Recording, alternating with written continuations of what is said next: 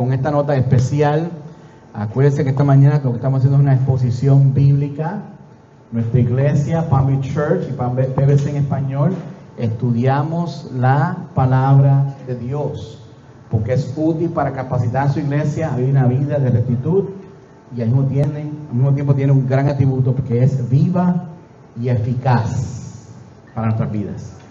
Tenemos como convicción que la Biblia es infalible, ya que es inmune al error, y también es inerrante, ya que las Escrituras están libres de errores. Eso es lo que creemos nosotros como iglesia. Amén. Y es parte de la exposición bíblica que hacemos esta mañana. Como ustedes saben, estamos en el tema de real, ¿verdad? Este año estamos aprendiendo a cómo tener una vida real, basado en un testimonio real, basado en una doctrina real, con una relación real con Dios. Por eso estos temas son tan directos y tan específicos, ¿ok? Y cosas que nos están ayudando. Y como ustedes saben, estamos hablando de disciplinas espirituales. Este es el penúltimo título, ¿verdad? O tema en cuanto a disciplinas espirituales. La semana que viene terminamos con el tema de la adoración. Así que no se lo quiere perder. No se lo quiere usted perder. Esta mañana estamos hablando de la comunidad. Cómo construimos nosotros como iglesia una comunidad de fe para Cristo. Y eso tiene muchos significados. Es un tema muy amplio. Trataré de resumir lo más que pueda para poder a ustedes explicar cómo construimos una comunidad de fe. No sin antes, quiero comenzar con esta frase célebre del ministro Charles Spurgeon, cuando dijo: la Biblia no es la luz del mundo, es la luz de la iglesia. Pero el mundo no lee la Biblia, el mundo lee a los cristianos. El mundo lee a ustedes. El mundo me lee a mí, me ve a mí. Ellos no leen la Biblia, nos leen a nosotros. Así que sus vidas pueden ser de gran impacto para aquellos que no creen en Cristo. Por eso es tan importante que cuidemos nuestro testimonio. Es tan importante y vital que cuidemos el testimonio. Su vida es tan importante. Y quiero comenzar esta mañana con esta escritura en Ezequiel. Si pueden conmigo, por favor, a Ezequiel capítulo 11. Ezequiel capítulo 11. Porque hay una razón de ser de todo, iglesia. No se crea usted que usted está en una iglesia por una casualidad, o usted está en una iglesia porque es algo bonito, porque usted lo escogió así, porque usted piensa que es algo accidental. La razón por la cual usted pertenece a esta iglesia trasciende sus pensamientos y los planes que usted tenía en su vida. Y en Ezequiel capítulo 11, versículo 19, dice algo muy importante.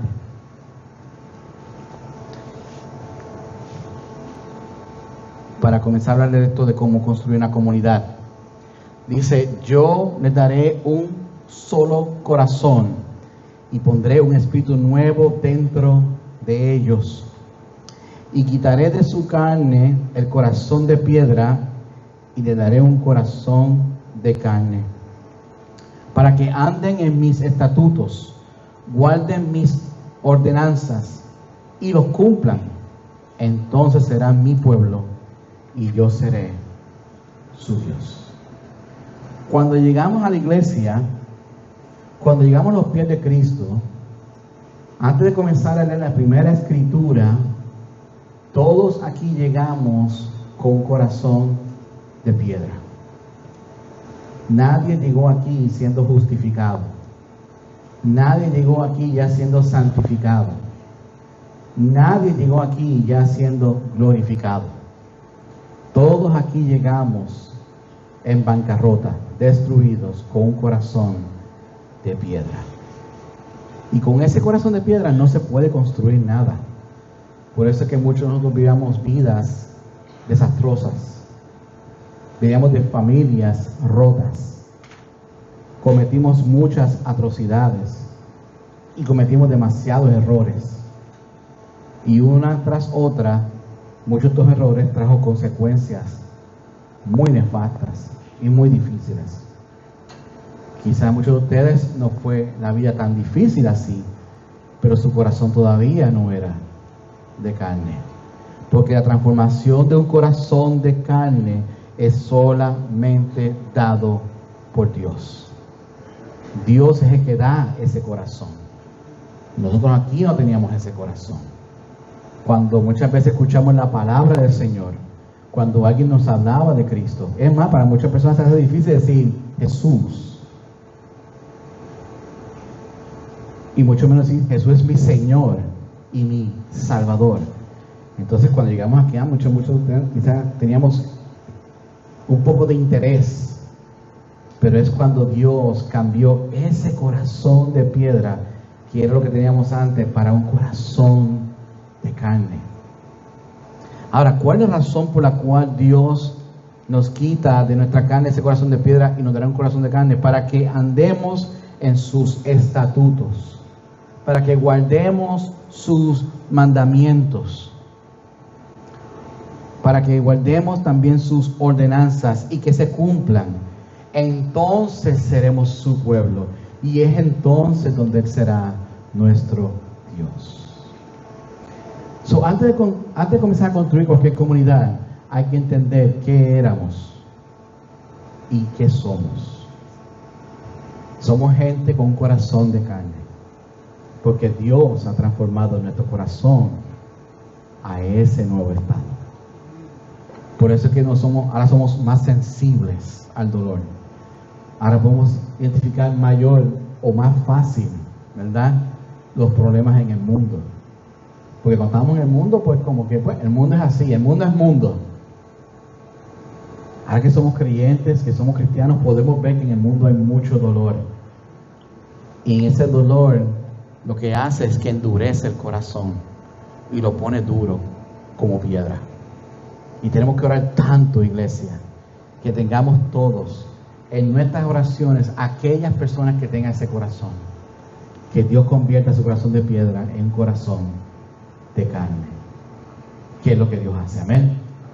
Ahora, ¿qué es lo que realmente somos? Mateo 5, versículo 36 nos da la respuesta de qué es lo que realmente somos nosotros. Mateo 5, versículo 13 al 16 nos describe qué es lo que es una comunidad de fe, qué realmente es una comunidad de fe, ¿verdad? Y hay dos cosas importantes que explican ahí en Mateo 5, versículo 13. Y estas son palabras de Jesús en uno de los sermones más importantes de su ministerio, que es el Sermón del Monte. Y para darnos dirección a nosotros, ¿verdad?, de qué realmente somos, iglesia, Jesús dice que hay dos cosas, dos elementos aquí que son importantes. Versículo 13 dice: ustedes son la sal de la tierra, pero si la sal se ha vuelto insípida, ¿con qué se hará salada otra vez? Ya no sirve para nada, sino que ser echada fuera y pisoteada por los hombres. Lo primero, que nosotros somos la sal del mundo. La sal en aquel tiempo no solamente se usaba para darle sabor a los alimentos, sino también para conservar los alimentos. En aquel tiempo no había una nevera como tenemos hoy día, ¿verdad? Y mucho menos anaceras y cosas así, sino que se usaba la sal para conservar los pescados, las carnes y otras cosas. Y la sal es importante. Imagínense ustedes hoy día un mundo sin sal. No habrá sabor, no hay ese gusto. Más nosotros latinos que nos gusta la sal y la pimienta, a muchas de las cosas que nosotros, ¿verdad?, probamos. Y Jesús dice: ustedes son la sal de la tierra. Pero también dice: pero si la sal se ha vuelto insípida, en otras palabras, si se pierde, ¿verdad?, si se pierde ese sabor, entonces ¿qué pasa? Ya pierde el efecto. Entonces me puse a investigar qué es lo que hace perder a la sal ese sabor que tiene, ese salado, ¿no? Ese sabor salado que tiene. Y es muy simple. La sal se vuelve insípida por la humedad, por el agua. Si ponemos sal y ponemos mucha cantidad de agua, la sal pierde poco a poco, ¿verdad? El sabor salado se vuelve más insípido. Tiene algo, pero no es lo mismo. Y me puse a pensar entonces en esa palabra y dije, wow, ¿qué podría a nosotros como iglesia quitarnos ese sabor como sal? Que nosotros aguemos su mensaje. Que hagamos sal y agua su mensaje. Por eso que es importante, iglesia, que nosotros entendamos qué somos. Y no permita que nada en esta vida te quite ese sabor. Porque si no, no servirá para nada y seremos echados fuera, donde seremos pisoteadas por los hombres. Y como iglesia, eso no es una cosa que queremos estar ahí. Sin embargo, el versículo 14 dice, ustedes son la luz del mundo. Una ciudad situada sobre un monte no se puede ocultar. Ni se enciende una lámpara y se pone debajo de una vasija, sino sobre el candelero y alumbra a todos los que entran en la casa. Así brille la luz entre ustedes delante de los hombres, para que vean sus buenas acciones y glorifiquen a su Padre que está en los cielos. Entonces ahora Jesús nos dice, ustedes son la luz del mundo. Y las luces no se guardan debajo del cajón, no se ponen debajo de la cama, no se van a simplemente a ocultarla. No, la luz hay que ponerla arriba, donde todo el mundo la vea, para que todo el mundo que entre pueda ver esa luz, pueda encender a las personas, alumbrarlos a todos los que están aquí en la casa. Así debe ser la iglesia, brillar como esa luz delante de los hombres. ¿Para qué? Para que las personas vean las buenas acciones y así Dios se lleve la gloria. No la gente, no la iglesia, Cristo. Dios se lleve la gloria. Es para Él que se hace todo. Eso es lo que realmente somos nosotros. La pregunta que tengo para usted esta mañana es, ¿qué sería del mundo sin la sal y sin la luz? Caos. Caos. Desastre. Destrucción. Muerte. Y tenemos que ser la sal y la luz del mundo, iglesia. Eso es lo que somos realmente nosotros. Ahora, ¿qué es lo que no somos nosotros? Eso está en 2 Timoteo capítulo 4, versículo 3. 2 Timoteo capítulo 4, versículo 3 dice, ¿qué es o qué no debemos ser nosotros como iglesia? 2 Timoteo capítulo 4, versículo 3 al 5. Dice, porque vendrá tiempo cuando no soportarán la sana doctrina, sino que teniendo comezón de oídos, conforme a sus propios deseos, acumularán para sí maestros, y apartarán sus oídos de la verdad, y se volverán a los mitos.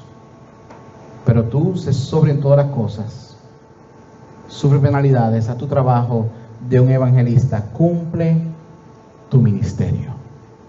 Este consejo que está dando el apóstol Pablo a Timoteo es la clave. Escuchen bien esta parte. Esto es clave y vital para poder identificar quién está predicando o no la sana doctrina. Lo que estamos viendo hoy día en muchos lugares es lo siguiente. Hay iglesias, pastores que están literalmente cogiendo la doctrina y adaptándola a las personas, predicándole a las personas lo que ellos quieren escuchar. Ese comezón de oído que menciona aquí la escritura, ahí, que le gusta, le encanta, yo quiero escuchar esto y quiero escuchar más. No necesariamente es bueno, porque dice la escritura que es conforme a sus propios deseos. y no la voluntad del Señor. Entonces, ¿qué es lo que no somos nosotros? Nosotros no somos un club social. Esto no es el Club de Leones, esto no es el Club Rotario, esto no es una logia, ni mucho menos. Esta es la iglesia de Cristo. Y aquí predicamos la palabra del Señor, aunque nos duela. Aunque nos duela, tenemos que nosotros atarnos a la sana doctrina. Versículo 3 dice, porque vendrán tiempos cuando no soportarán la sana doctrina. Y ese tiempo, mis amores, ha llegado. Estamos ahí ya. Muchas personas que no soportan la sana doctrina, no la quieren escuchar, no quieren predicar el evangelio. Tú sabes que mucha gente está buscando hoy día que le prediquen. Háblame más de la abundancia. Dime más de la prosperidad. ¿Cómo puedo ser próspero en Cristo? ¿Cómo puedo ser más? ¿Cómo puedo tener más dinero? Y cómo tener más fama? Y cómo yo exaltar más mi figura y mi persona. ¿Cómo hago que la gente me ame más, que me quiera más, que me acepte como soy? Mucha gente está buscando un mensaje que le guste a su oído, pero no necesariamente le va a ayudar a su corazón. Entonces, cuando construimos comunidades, no somos ese club social donde tú vas a ser parte de un grupo de gente que piensa y se siente igual que tú. Eso no es la iglesia. Aquí hay personas que pensamos diferente en sin número de cosas. Lo más importante es que nos unes a Cristo. Porque son cosas y diferencias que no afectan la salvación y no afectan la coinonía. Está bien, pero Cristo es lo que nos une. Así que esto no es un club social de personas que piensan y sienten todos de la misma forma. Eso es lo que hace el Espíritu posible, pero no porque nosotros lo debemos decidido. ¿Entienden el punto, verdad? No es por decisión propia, es Dios, es Cristo, es el Espíritu lo que hace eso posible. Pero tampoco somos un centro de entretenimiento.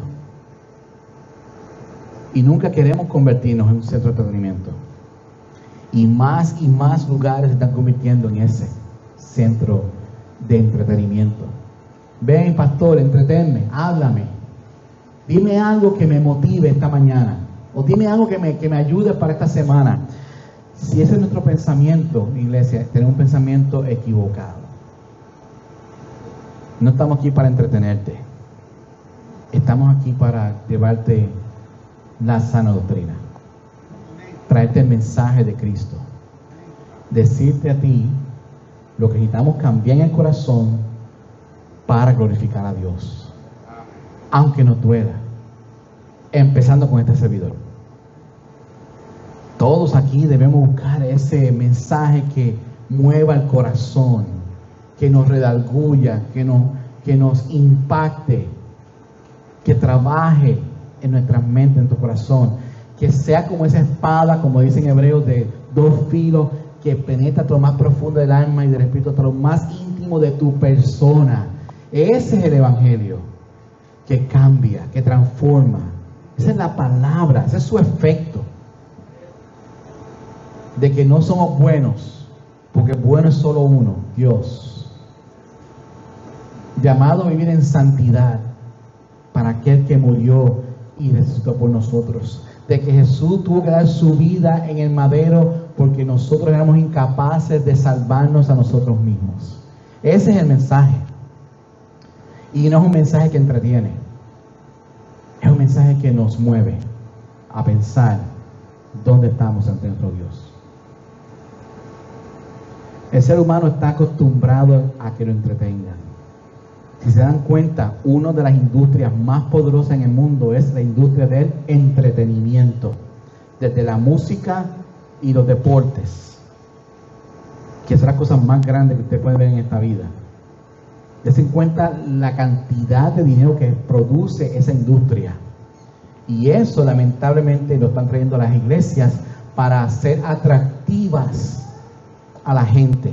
Vamos a convertir la iglesia bella, bonita, maquillémosla pues. Pongamos un traje bello y precioso. Y estamos viendo en perspectiva que estamos hablando de la iglesia de Cristo, que ya de por sí es bella y preciosa. Entonces no estamos aquí para hacer ese entretenimiento. Eso es lo que realmente nosotros no somos. Y esta iglesia crecerá por la voluntad del Señor, atada a la sana doctrina. No para entretenernos y que nos mueva y nos dé comezón de oídos, sino conforme a la palabra del Señor, no apartando nuestros oídos de la verdad, no volviéndonos a los mitos, como dice la Escritura. Pero el consejo que da Pablo a Timoteo está muy sabio, dice: pero tú sé sobrio con estas cosas. No te emociones, Timoteo. No te embriagues, sé sobrio con estas cosas. Sufre penalidades, haz el trabajo del evangelista y cumple tu ministerio. Así sea que nada más se quede una sola persona escuchando en esta silla, ese es el llamado. No estamos buscando aquí meter 1000 personas para meterle cuentos de camino. Estamos aquí para llevar el mensaje del evangelio. Así sea que nada más se quede una sola persona.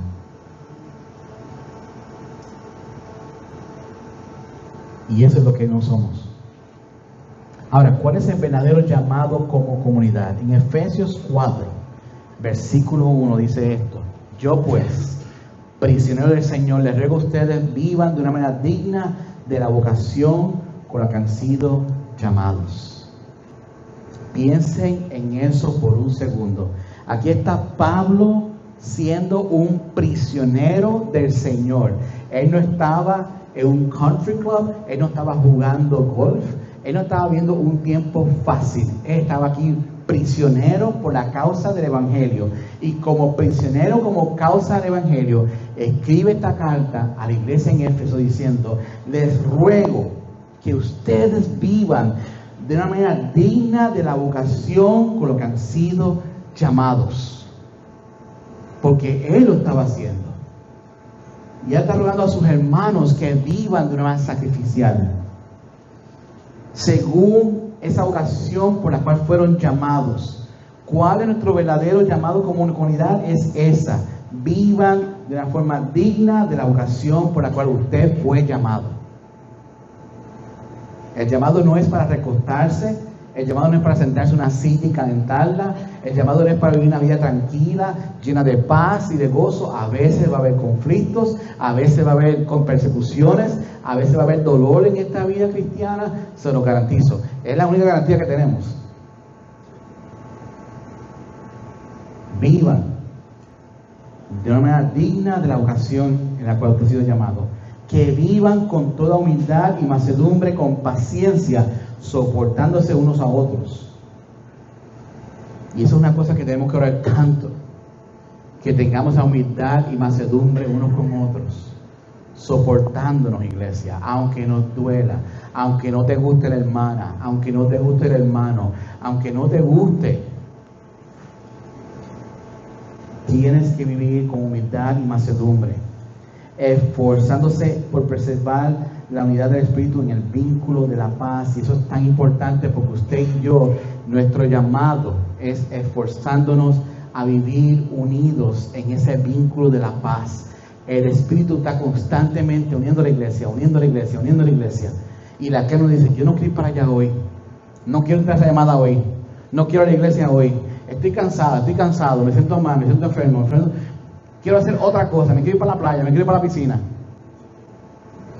Y el Espíritu siempre ahí buscando: únanse, únanse, únanse. Y nosotros: no. Eso es normal, es natural, iglesia. Entendamos eso. Tenemos una naturaleza pecaminosa que está constantemente en contra de lo que Dios dice. Y el Espíritu está constantemente: únanse, únanse. Y nosotros queremos más separarnos, y más separarnos, y más separarnos. Versículo 4 dice algo muy importante: hay un solo cuerpo y un solo espíritu, así como también fueron llamados a una misma esperanza de su vocación. Hay un solo Señor, una sola fe, un solo bautismo, un solo Dios y Padre de todos, que está sobre todos, por todos y en todos. Ahí menciona tantos atributos de Dios. omnipresente, omnipotente. Y después dice, pero cada uno de nosotros se nos ha concedido la gracia conforme a la medida del don de Cristo. Hay tres cosas muy importantes, iglesia, que tenemos que considerar. La primera, estamos hablando de vocación versus vacación. Hemos sido llamados para tener una vocación para Cristo. No estamos siendo llamados para vivir unas vacaciones en Cristo.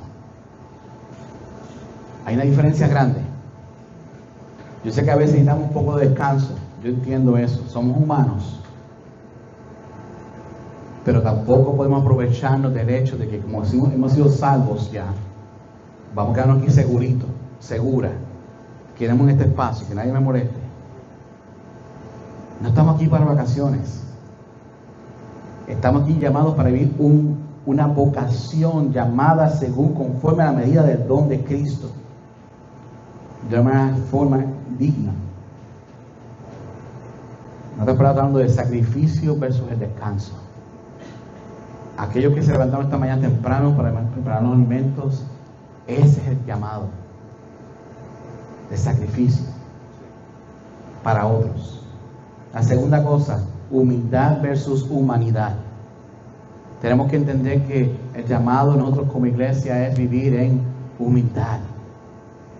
La humanidad de nosotros muchas veces es el impedimento número uno para que Dios te use a ti como un instrumento. Porque tu humanidad lo que quiere es todo lo contrario. Déjame en casa, tranquilito, tranquilita, en el sofá, viendo Netflix, con mi taza de café, con mi taza de té, me tomo un selfie para Instagram, para que la gente vea, ¿verdad?, lo chévere que me va. Olvidando que hay gente en esta vida buscando de Cristo y nadie les habla. Y estamos hablando de el prójimo versus el yo mismo, el egoísmo. No debemos nunca escoger el egoísmo. Debemos escoger siempre al prójimo y ser humildes y estar siempre a disposición para ello. La otra cosa es la unidad versus la individualidad. El llamado es vivir unidos, iglesia, vivir unidos sin importar en qué grupo pequeño usted pertenece. Si está en el norte, en el sur, en el oeste. El llamado para toda iglesia es estar unidos y dejar el individualismo. En otras palabras, está hablando de una guerra entre el espíritu y la carne. La carne siempre quiere para sí. El espíritu siempre quiere la unidad entre todos. ¿Cuál es nuestro verdadero llamado como comunidad de iglesia? Vivamos en vocación, vivamos en humildad, vivamos en unidad. ¿Por qué? Porque nuestro Dios es uno solo. Piensen por un segundo lo que acabo de decir ahora. Nuestro Dios es uno solo. El Dios que adoramos, iglesia, es un Dios trino. Es un mismo Dios en tres personas, pero es el mismo Dios. Y aún así es uno solo. Lo recalca, lo dice. Un solo cuerpo, un solo espíritu, una misma esperanza, un solo Señor, una sola fe, un solo bautismo, un solo Dios y Padre de todos. Es uno solo, iglesia. No son muchos dioses, no son muchos tipos de fe, ni muchos tipos de bautismo tampoco, sino que es uno solo. Por ende, como iglesia, construimos una comunidad unidos entre todos, y todos son importantes. ¿Amén? ¿Cuál es nuestro verdadero llamado para el servicio? Aquí hay 5 cosas que yo agrupé para resumir básicamente cómo construir una comunidad en Cristo. En Lucas capítulo 4, versículo 8 dice: Jesús le respondió, escrito está, al Señor tu Dios adorarás y a Él solo servirás. Estamos aquí como comunidad para servirlo a Él. En la tentación, ¿verdad?, de Satanás con Jesús en el desierto, una de las cosas como Jesús pudo, ¿verdad?, resistir a esa tentación diciendo esas palabras que están en Deuteronomio capítulo 6, versículo 13. Jesús, cuando dijo esas palabras, citó Deuteronomio capítulo 6, versículo 13, cuando dijo: al Señor tu Dios adorarás y a Él solo servirás. No estamos aquí para el servicio de nuestro Dios, no para servirnos a nosotros mismos. En Mateo 20, 27 dice: y el que entre ustedes quiera ser el primero será su siervo, así como el Hijo de Dios no vino para ser servido, sino para servir y para dar su vida en rescate de muchos. Ahora, cuando hablemos de esa parte ahora, ¿cuál es nuestro verdadero llamado para el servicio? ¿Cuál es nuestro verdadero llamado para construir una comunidad? La primera es el servicio comunitario. Lo que pasó ayer con estos dos grupos que salimos a servir a la comunidad, eso debe estar pasando constantemente. Todos aquí hemos sido llamados a servir al prójimo, a servir al pobre. Lo que va a pasar esta tarde con este almuerzo, para ayudar a aquellas personas que están en otros países buscando el Evangelio, es otra forma de servir.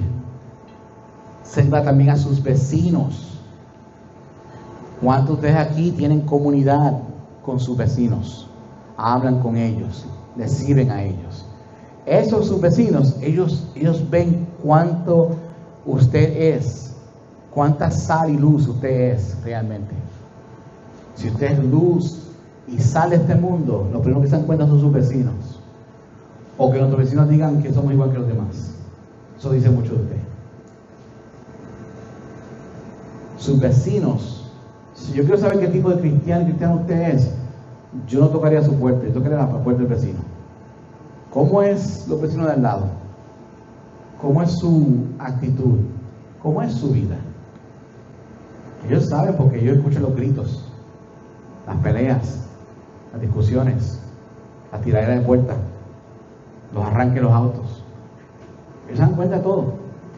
Ellos saben. Sea usted una persona que sirve a su comunidad. Ese es el llamado a todos. Sirvamos nuestra comunidad. La segunda, su servicio personal del Señor. Usted debe estar haciendo cosas que nadie más sepa. Que nadie más sepa. Como dice Mateo 6, versículo 3 al 4. Que su mano de izquierda no sepa lo que hace la derecha. Y eso solamente pasa entre usted y el Señor. Si Dios pone algo en su corazón, no se lo diga a nadie. Usted no tiene que poner, no ponga eso en Facebook, ni en Twitter, ni en Instagram. La gente no tiene que enterarse. La cosa más absurda, no sé cuántos ustedes han visto esos videitos, que aquí está por el supermercado, una familia bien pobrecita, así una muchachita, usualmente con niños. Y dice: mira, aquí está, 1,000 pesos. ¿Qué es esto? 1,000 pesos ahí, pero grabándose. ¿Por qué usted cree que está grabando? La persona que lo hace buscando ¿qué? Los likes, los views, para poder monetizar más. Nada en el mundo es por interés propio. Todo tiene una razón de ser. Se llama egoísmo. Eso que Dios pone en su corazón, ese servicio personal, se llama la obra inspirada por el Espíritu. Y cuando Dios ponga algo en su corazón, no se lo diga a nadie. Porque como dice la Escritura en Mateo 6, eso es una recompensa que usted recibirá del Señor. Y deja que Dios se encargue de eso. La tercera cosa, el servicio generacional. Y usted se preguntará: ¿qué es el servicio generacional? Es cuando usted está dedicado ahora a enseñarle lo que Dios ha puesto en su corazón a los más jóvenes. Mi consejo para los abuelos es que pase esta convicción, estos conocimientos a esa nueva generación, a esos nietos. Aquí tenemos muchos abuelitos, ¿verdad? Ahí está. Pase eso, por favor, a esos niños, a esas niñas. Que ellos sepan que abuelitos y abuelitas son temerosos del Señor. Y así vamos construyendo comunidad. Que las personas sepan más y más del Evangelio, invitando a la juventud, enseñándoles, preparándolos. Invítalos a su casa. Mire, ustedes aquí, no tenemos jóvenes entre nosotros. ¿Cuántos de ustedes han invitado a estos jóvenes a su casa a una cena? Pasen tiempo con ellos. Pregúntenles: ¿cómo estás? ¿Cómo te sientes? ¿Qué ha pasado? ¿En qué te puedo ayudar? Ese servicio es esencial, importante para construir la comunidad. El próximo es el servicio evangelístico. ¿Cuándo fue la última vez que usted estuvo envuelto o envuelta en un estudio bíblico con alguien, enseñándole a esa persona el Evangelio de Cristo? Enseñándole las buenas noticias. En las charlas bíblicas, muchos de ustedes no van a charlas bíblicas, yo lo sé. No les gusta en la semana participar en las charlas bíblicas. Y es tan importante que usted esté involucrado en estas charlas bíblicas porque así hacemos familia y construimos la comunidad. Porque si usted sigue viniendo solamente los domingos y no participando de las charlas bíblicas y otros eventos más de la iglesia, piense por un segundo por qué. Sin juicio, aquí esto es sin juicio. Nada más piense usted por un segundo por qué. No voy a decir nada más. Usted mismo haga su reflexión interna. Para construir una iglesia se requiere el servicio evangelístico, invitando a otros hacia Cristo. Invítalos a su casa, invítalos a la iglesia, ore por ellos. Eso es parte del servicio evangelístico. Y el próximo es el servicio congregacional. Vamos a levantar, para que sepa, el mes que viene vamos a estar meditando para levantar nuestro primer diácono en la iglesia. Nuestro primer diácono en la iglesia. Queremos levantar un grupo de ujieres en la iglesia, ¿no? Y no solamente esto recaiga sobre nuestro hermano Mena, que lo aprecio, lo amo, lo quiero, porque desde el día 1 este hombre se ha comprometido a servir a esta iglesia cada domingo. Te amo, brother. Gracias por ser un ejemplo.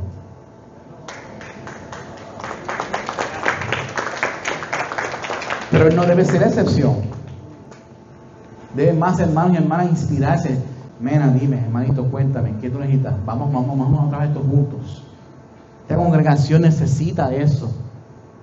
Y también los hermanos que también nos ayudan con la adoración. Es algo que a todos nos compete para construir esta iglesia como debe ser. Tanto en lo congregacional, en lo comunitario, en lo personal, en lo generacional y en lo evangelístico. Ese es el llamado. Traté de resumir lo más que pueda ahí porque estamos cortos de tiempo. Pero, ¿entienden lo que estoy diciendo? Sí. Ok. Ahora, quiero hablar a ustedes de las 3C. Porque hemos estado hablando de esto ya por un ratito con algunos hermanos y hermanas. Vamos todos a Hechos, capítulo 2. En Hechos, capítulo 2, esto es una cosa que vamos a estar hablando más adelante, no ahora, pero más adelante como iglesia, de las 3C. Inclusive, esta es la misión de esta iglesia, de la iglesia de Palm Beach Church. Y en Hechos capítulo 2, versículos 42 a 47 dice esto. Hechos 2, capítulo 2, versículo 42 al 47 dice esto. Dice, y se dedicaban continuamente a la enseñanza de los apóstoles, a la comunión, al partimiento del pan y a la oración. Sobrevino temor a toda persona y muchos prodigios y señales se hacían por los apóstoles. Todos los que habían creído estaban juntos y tenían todas las cosas en común. Vendían todas sus propiedades y sus bienes y las compartían con todos, según la necesidad de cada uno. Día a día continuaban unánimes en el templo y partiendo el pan en hogares, comían juntos con alegría y sencillez de corazón, alabando a Dios y hallando favor con todo el pueblo. Y el Señor añadía cada día el número de ellos, los que iban siendo salvos. Hay muchas cosas ahí que se está enseñando, pero quiero enfocarme en las 3C. La primera, ellos estaban conectados. Había una conexión entre ellos.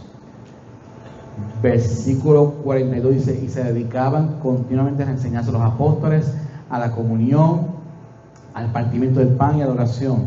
Sobrevino temor a toda persona y muchos prodigios y señales se hacían por los apóstoles. Ellos estaban conectados primero que todo con la sana doctrina. Ellos estaban conectados con las enseñanzas de los apóstoles. Y todo lo que los apóstoles estaban enseñando en aquel momento, había una conexión con esa iglesia. La segunda cosa, la coinonía que existía entre ellos. Había una conexión unos con otros, real, genuina. No algunos, no aquellos que tengan el talento, no aquellos que se, ¿verdad?, que los anima a hacerlo. No, todos en esta iglesia tienen una coinonía profunda. ¿Por qué lo digo? Porque dice a la comunión, al partimiento del pan, a la oración. Después dice que hubo prodigios y señales que se hacían por los apóstoles. Tú notas que había una unidad en esta iglesia, pero también había una conexión con el Espíritu. ¿Y cómo lo sabemos? Por medio de la oración. Esto era una iglesia que oraba, que se mantenía orando, conectados con el Espíritu de Dios, conectados con el Dios del cielo. Y esa conexión los hacía a ellos una iglesia fuerte. Esto fue una iglesia que era mermada en números porque los mataban, y mientras más mataban, más unidos estaban.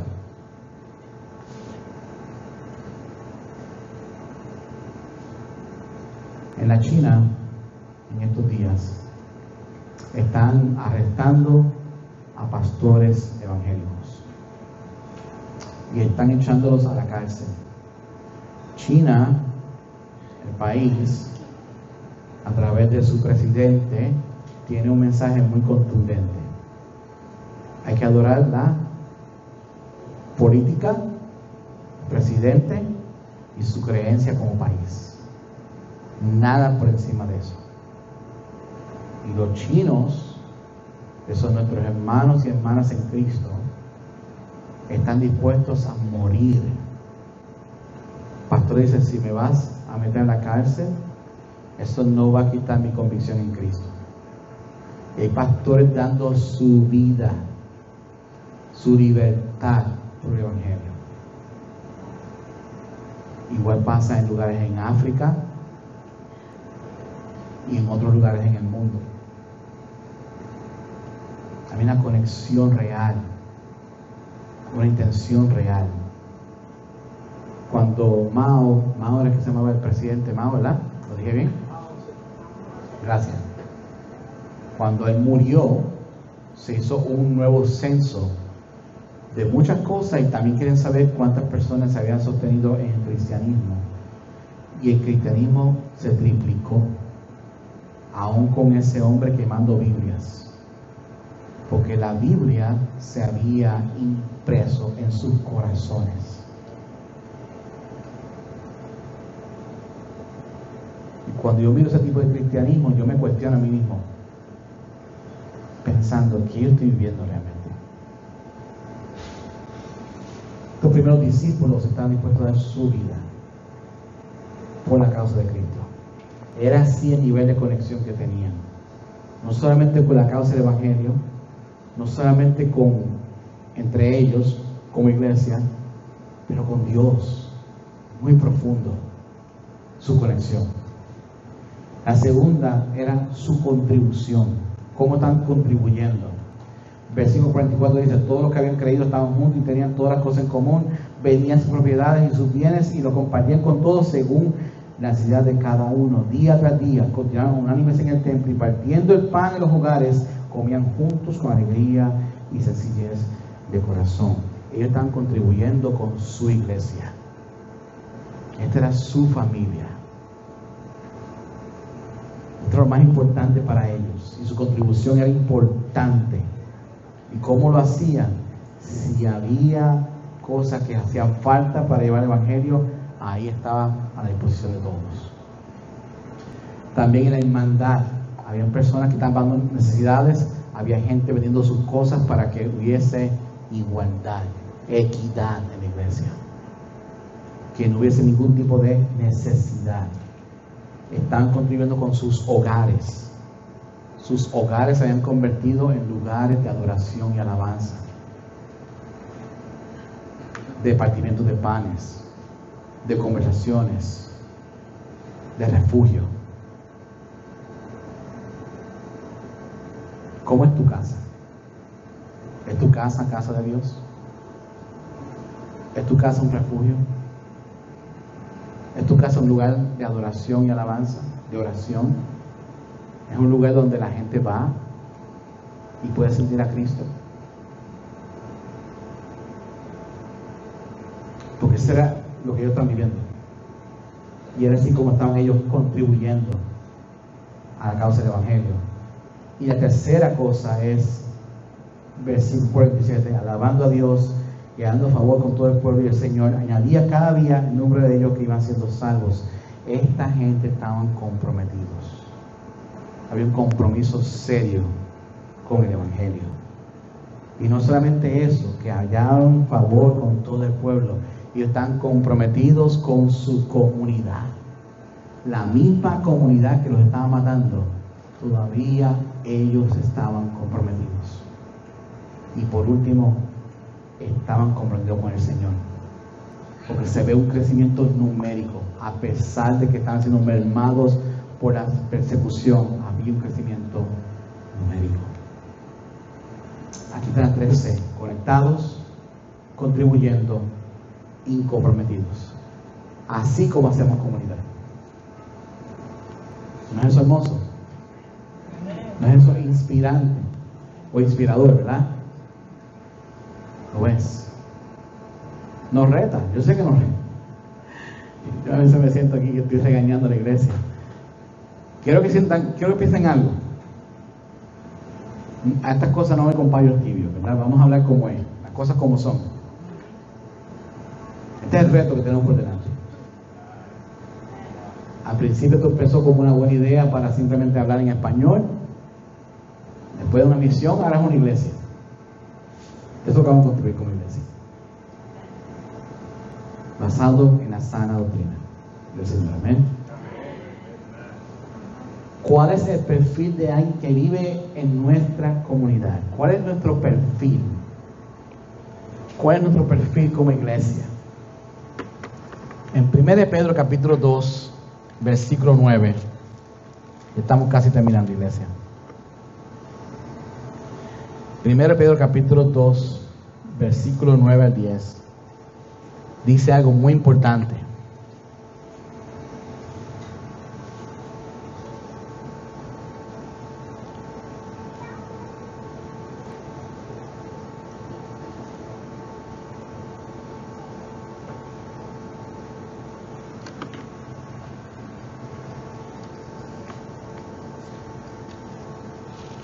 Ahora sí. Estaba en 2 Pedro y decía, ¿verdad? Esto no combina.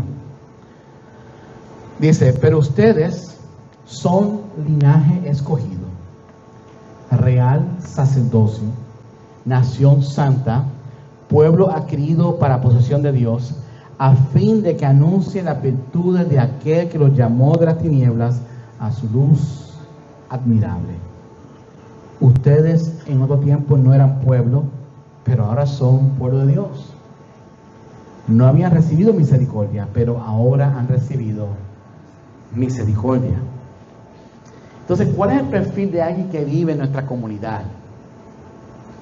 Antes de hablar de eso, hay que ver qué era lo que no éramos, o mejor dicho, lo que éramos antes de haber sido, ¿verdad?, llamados a ser parte del pueblo de Dios. No éramos antes pueblo de Dios. No importando cómo usted se sintió antes de conocer a Cristo, lo bueno que usted era, lo bueno que usted quizás fue, lo lindo y lo chulo que usted era para mamá y papá, porque para mamá y papá todos somos buenos, ¿verdad? Pero para Dios, usted no era parte de su pueblo. Su fotografía no estaba en el estante al lado del trono. Ese era una noticia triste, porque usted no era parte de su pueblo. Como tampoco usted no había recibido misericordia. No había misericordia. Todos aquí, aquellos que se han convertido, gloria a Dios, amén, por gracia y misericordia solamente. Pero si no estamos en Cristo, hay una gran posibilidad, 99.9%, de que usted va a enfrentar la ira del Señor. Si no tiene a Cristo. Porque no hay misericordia. Y la otra cosa que dice es que estábamos en tinieblas. No había tal cosa como que yo conocía un poquito, yo conocía algo y eso me dio un poco de luz. No, es que estabas en tinieblas, estabas en oscuridad y que tú estabas fuera de su gran cobertura. Por eso es que tenemos que tener urgencia con aquellos que no son parte del pueblo de Dios. Porque no lo digo yo, lo dice la Escritura. Aquellos que no tienen una relación con Cristo, no tienen esa cobertura, no son parte de su pueblo, no recibirán misericordia, estaban en tinieblas. Pero aquellos que hemos aceptado a Cristo, ahora somos linaje escogido. Y así como Judá fue el linaje escogido, porque de ahí sale nuestro Rey de Reyes y Señor de Señores, nuestro Salvador y Señor Jesús, todos aquí ahora somos parte de ese linaje escogido. Somos real sacerdocio, como los levitas fueron escogidos para servir en el templo. Ahora todos aquí hemos sido también escogidos para ser levitas de esta iglesia. Y no solamente eso, sino que también somos parte de una nación que es santa, así como Israel fue llamado a ser nación y pueblo de Dios. Nosotros aquí, sin importar del pueblo que hemos nacido, somos parte de la nación santa de Dios, pueblo de nuestro Dios, porque nuestro Dios es Rey. Por ende, somos todos súbditos, ¿verdad? Discípulos de Cristo, cristianos, creyentes, pero no más que eso, porque Dios es Dios y es nuestro Rey, para anunciar el Evangelio, ya que hemos recibido misericordia y vivimos ahora en la luz. Entonces, si esta parte aquí no te alegra, lo que somos ahora, es porque quizás lo que tú eras antes, pensaste que porque fuiste bueno y bueno, estás aquí. Entonces tenemos que recordar que éramos antes, para apreciar lo que somos ahora. Por eso que todos los domingos tenemos que recordarnos de eso, no se nos olvida. Yo no era antes nada, yo era nadie, yo no tenía misericordia, yo no tenía ni una parte del pueblo de Dios, yo era lo más perverso, lo más perversa, la más mala, el más malo. Yo no merecía salvación y lo tengo simple y llanamente por misericordia, por su misericordia y por su gracia.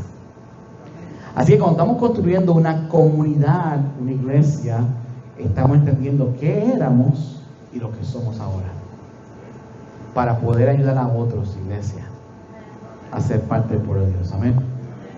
Y esa parte es muy importante. Por último, Apocalipsis, el último libro de la Biblia. Hay una advertencia cuando construimos y somos parte de la construcción de la comunidad para Cristo. Apocalipsis 21, versículo 9. En esto el tema de casamiento que mi esposa y yo estamos ahora comenzándonos a envolver con nuestro hijo. Que quiero dar una buena noticia acerca de eso. Mi hijo pidió que se le dieran las clases de matrimonio, prematrimoniales. Entonces, yo estoy muy feliz y contento porque ambos quieren esas clases.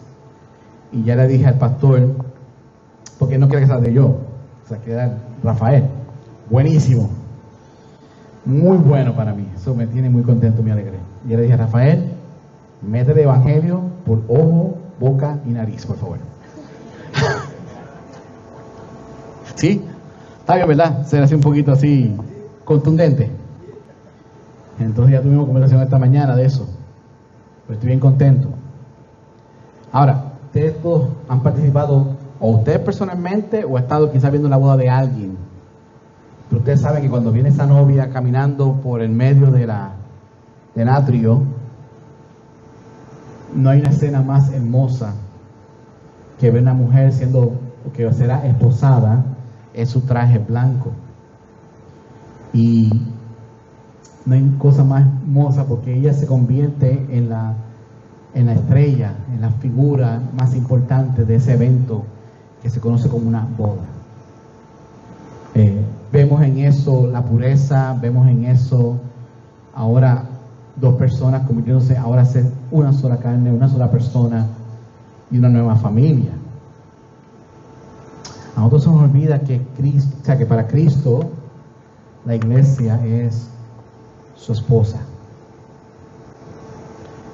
Y digo esto, iglesia, porque a nosotros nos gusta, se nos va muchas veces la lengua, hablando mal de la iglesia, hablando mal de un hermano y una hermana.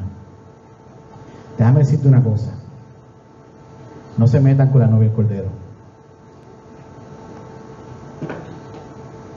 Nunca hable mal de su novia, porque nuestro Dios es un Dios celoso. Y ese Cordero, que es Cristo, dio la vida por todos. Y si alguien aquí se le ocurre la idea de hablar mal de la iglesia o de un hermano o una hermana, recuerda que la sangre del Cordero va por encima de todo, que cubre multitud de pecados, y que ese hermano y hermana en la cual usted está hablando y que usted está dejando que su lengua se suelte, por esa persona Jesús dio su vida, y eso no se toma a la ligera. Porque si usted piensa que usted ama a alguien, Dios nos ama a todos mucho más que cualquiera. Cuando hablemos de la iglesia, cuando hablemos de una comunidad, tengan cuidado, precaución, no critique a la novia del Cordero. Y lo digo por esta escritura, Apocalipsis 21, versículo 9 al 11, dice: vino uno de los 7 ángeles que tenían las 7 copas llenas de las últimas 7 plagas y habló conmigo diciendo, y esto es Juan en su visión, hablando con uno de los ángeles que había tenido en sus manos las 7 copas llenas de las últimas plagas. No sé cuántos aquí leyeron esa parte en Apocalipsis, pero déjeme decirle algo, en esas copas estaba la ira del Señor. Y este ángel se le acerca al apóstol Juan y le dice: ven, te mostraré la novia, la esposa del Cordero. Entonces me llevó en el espíritu a un monte grande y alto, y me mostró la ciudad santa, Jerusalén, que descendía del cielo de Dios, y tenía la gloria de Dios. Su fulgor era semejante a una piedra muy preciosa, como una piedra de jaspe cristalino. Imagínense en esa escena por un segundo. El ángel llevó entonces al apóstol Juan a que viera en esta visión esta novia del Cordero siendo elevada, y le mostró esta ciudad santa, Jerusalén, descendida del cielo de Dios, y tenía la gloria de Dios.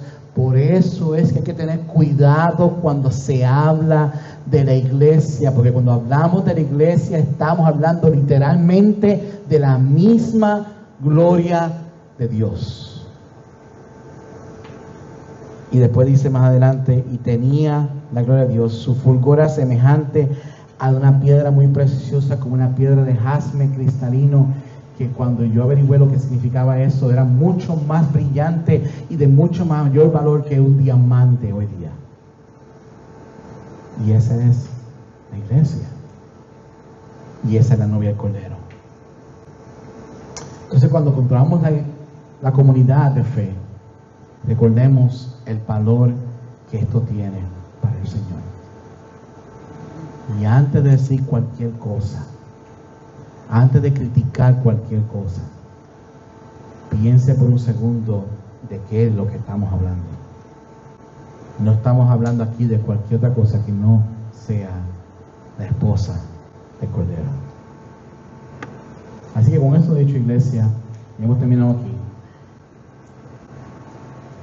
Estas son las 3 preguntas. No tenemos tiempo para contestarlas acá. Toma una foto.